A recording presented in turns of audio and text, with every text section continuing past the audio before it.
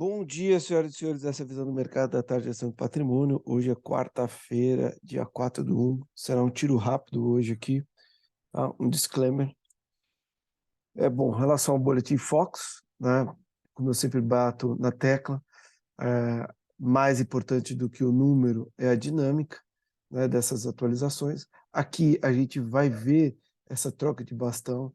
Então, quer dizer, na verdade, muito provavelmente, a gente, no próximo Boletim Fox, não vai ser mais...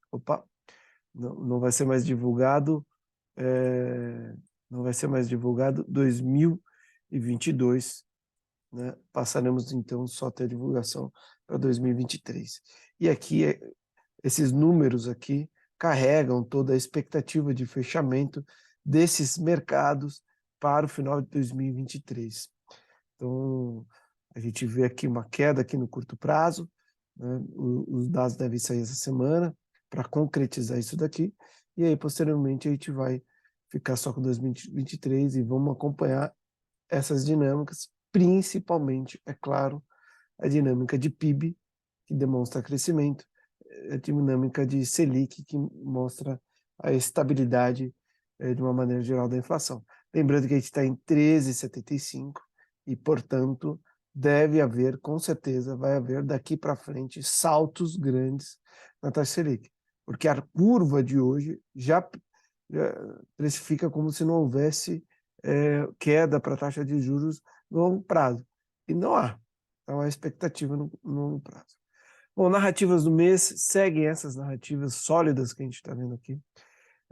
Há muito ruído no mercado, né? Esse início de governo tem sido de muito ruído. Não vou colocar esses ruídos aqui, porque a gente, no ano passado, já vivenciou esses ruídos.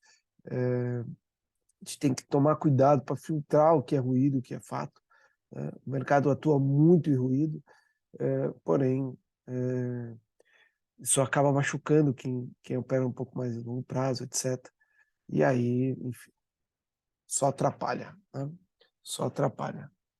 Então, vamos deixar a bola rolar de fato e ver o que sai de ruído e o que é fato.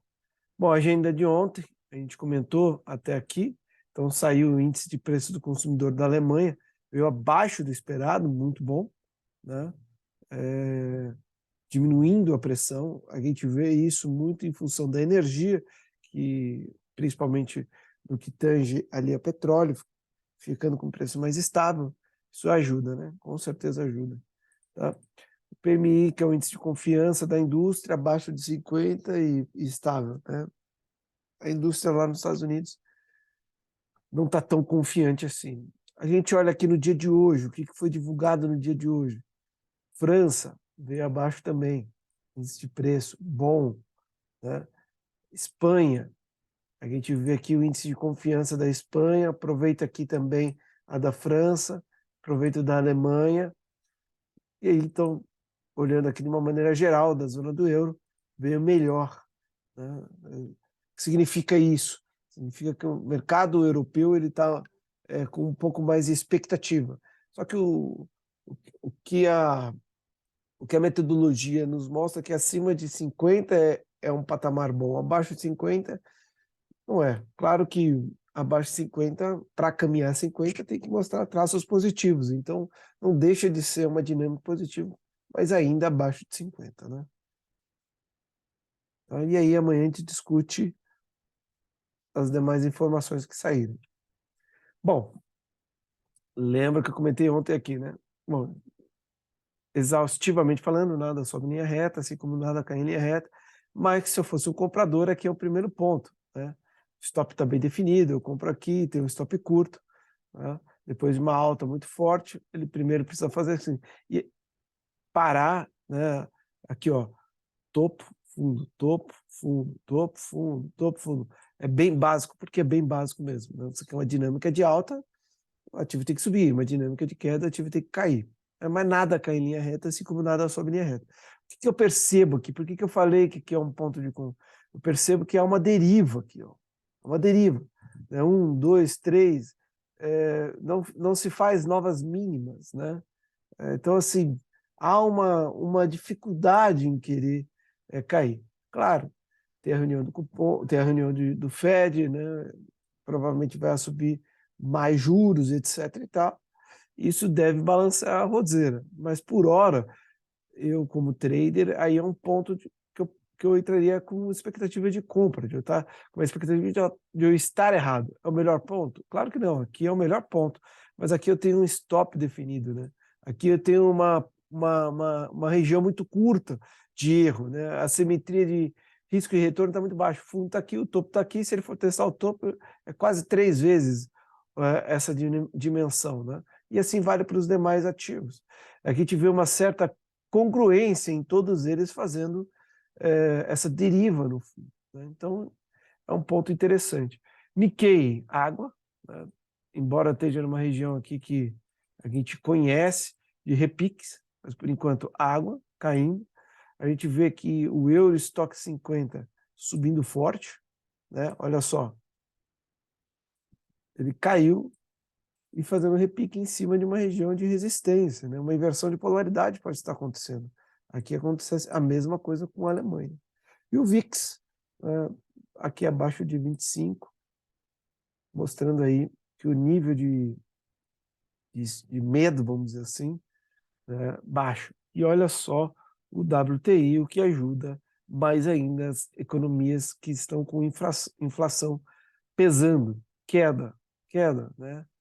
Queda forte. Então é importante ver essa queda. Vamos ver se ela fura esse topo aqui, se a gente volta a essa região aqui, né? Queda forte aqui no petróleo. Tá? WTI, $75 e Brent, $80. Muito bom. Os bonds, né? Agulhando aqui para cima, mostrando aqui um certo apetite a tomar bonds, e você tem um apetite a partir do momento que você percebe que provavelmente não haverá um risco descontrolado de aumento da taxa de juros, enfim, americana. Uma notícia boa, né? Se o mercado está um pouco mais avesso a risco, então certamente a gente começa a ver. Antes, normalmente, se você teme renda variável, você vai para renda fixa. Quando você não tem renda fixa, você sai de renda variável e vai você sai da renda fixa e vai para a renda variável, né? No ano passado a gente teve um problema, né? A gente teve que a inflação, houve um certo descontrole com relação a esse programa de trade, vamos assim dizer. Por quê? Porque a inflação ela também prejudica a renda fixa a partir do momento que você acredita que haverá novas taxas. E aí o que a gente viu é que o mercado queria mais prêmio, né? Para ficar posicionado em bonds, né? Olha o quanto que abriu a taxa, né? Como a gente pode olhar aqui, é o inverso, tá? Quando eu falo abriu, porque aqui é preço que vocês estão vendo, mas esses ativos, né? Preço, eu sempre comento aqui, mas não comentei esse ano. Por um lado você tem um preço, que é o que você está vendo, por outro lado você tem taxa. Se o preço cai, é porque a taxa está subindo, tá? De modo bem simplista, tá? É claro que você tem um fluxo de caixa, enfim, e por isso, né, o fluxo de caixa do ativo está aqui em cima, enfim, mas a lógica é essa, tá? Preço cai, taxa sobe. E aí a gente está vendo o preço caindo, então a taxa estava subindo, a taxa subindo, porque a curva estava abrindo, e se abre a curva que você quer mais prêmio. A partir do momento que se fecha a curva, como a gente está percebendo o que está acontecendo, é que você acredita que não há necessidade de pedir prêmio, está na curva. É interessante acompanhar esse movimento, o que traz, inclusive, uma expectativa, talvez, de o mercado de renda variável poder balançar. Tá? Embora a gente viu aquela dinâmica, embora eu vi que é um bom ponto de entrada, mas pode sim balançar. E olha só o outro ativo, que em tese serve para proteção de reserva de valor, né? Embora seja componente industrial também, mas ouro ainda é um ativo de reserva de valor. Embora não tenha carrego, embora não pague juros, mas a gente já viu em tempos passados você tendo juros negativos. Então você não tem nem juros negativos, você não tem remuneração do capital, mas você tem proteção do capital e muitas vezes é o que se espera, muitas vezes é o que se deseja. Tá? E aí a gente tem aqui o volume do minério de ferro, isso aqui é um gráfico chinês, cai verde, sobe vermelho, né? Cai verde, sobe vermelho. Agora a gente está vendo aqui um bloqueio de avanço, né, depois de 9 semanas consecutivas de alta. Bom, mercado asiático fecha predominantemente com um tom um pouco mais positivo, o europeu totalmente positivo, a gente já viu aqui em desconfiança, inflação na Alemanha um pouco mais leve, né? Futuros americanos um pouco mais positivo. A gente olha aqui o VIX, né? Comentamos, já caindo um pouco. CDS 5 anos estável, mas eu acredito que isso aqui vai subir. Né? Bitcoin próximo a 17 mil, Ethereum tentando brigar acima de 200 mil, e minério de ferro, que beleza, $117. Isso aqui também impacta a inflação, então tomaremos cuidado com relação a isso. Bom, e aí? Como estamos, né? Janeiro, estamos aqui, cabecinha debaixo d'água, né? Queda aí de 5%, 2 dias de queda. Vamos ver uma coisa? Ah, eu tirei. Eu ia ver dezembrão, né? Foi um dezembro de queda. Quantos dias seguidos de queda? Depois eu vejo para isso. Tá? Fluxos estrangeiros. Tem um contrato no índice. Os estrangeiros estão posicionados na compra, fizeram mais uma manutenção no pregão de ontem. Os nacionais estão posicionados na venda e venderam um pouco mais ontem. No dólar, contrato futuro de dólar, os estrangeiros praticamente zeraram a posição vendida de dólar e os nacionais também atuaram ontem na posição comprada de dólar. Claro que à medida que a gente vai ver o gráfico, a partir do momento que chega em certos limites de resistência, não faz muito sentido você querer zerar tudo. Saldo do BTC, olha só, hein? Caiu, subiu, ficou estagnado, depois caiu um pouco e agora está agulhando para cima. Esqueci novamente, puxar minha orelha aqui de atualizar 2023 aqui. Mas o saldo é positivo, como a gente pode ver, inclinação para cima do BTC. O pessoal montando posição vendida, talvez no BTC. Os mais alugados, os mais devolvidos e aqui o estoque dos mais alugados. Então, se você for montar uma posição comprada, fique atento com esses ativos aqui. Tá? Níveis altos de BTC. Níveis altos. Ó, IRB arrumou. Tá? IRB arrumou. O máximo aqui é 25%. Tá? IRB foi ajustado. Bom, comentamos ontem, né? Expectativa de queda. Continua essa expectativa de queda aqui para mim. Né? Coisa feia. E o dólar, expectativa de alta, continua aqui. Coisa feia. A gente está vendo. Né? Foi um trade muito positivo ontem para nós, quando a gente abriu o mercado e já desenhou essas possibilidades. Então, abriu margem para a gente já operar o mercado com esse viés. Tá? Variação Petro e Vale caíram, os demais ativos caíram 1,88%, no agregado o IBX 100 cai 2%. Né?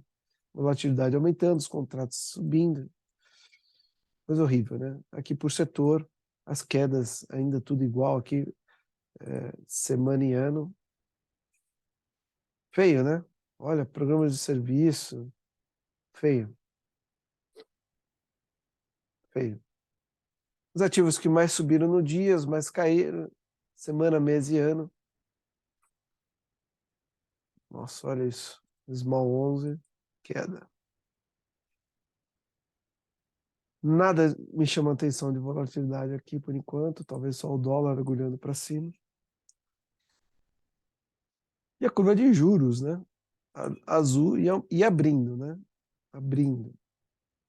Lembrando que isso afeta os valuations e tudo mais, né? Então, tá feio o negócio, pessoal. Nada animador. Então, basicamente é isso. Agradeço a atenção de vocês no dia de hoje. Falei que ia ser mais rápido hoje. Permaneço à disposição de todos. Críticas, sugestões, enfim, críticas construtivas, por favor, deixar nos comentários ou enviar para e-mail. Obrigado e até breve.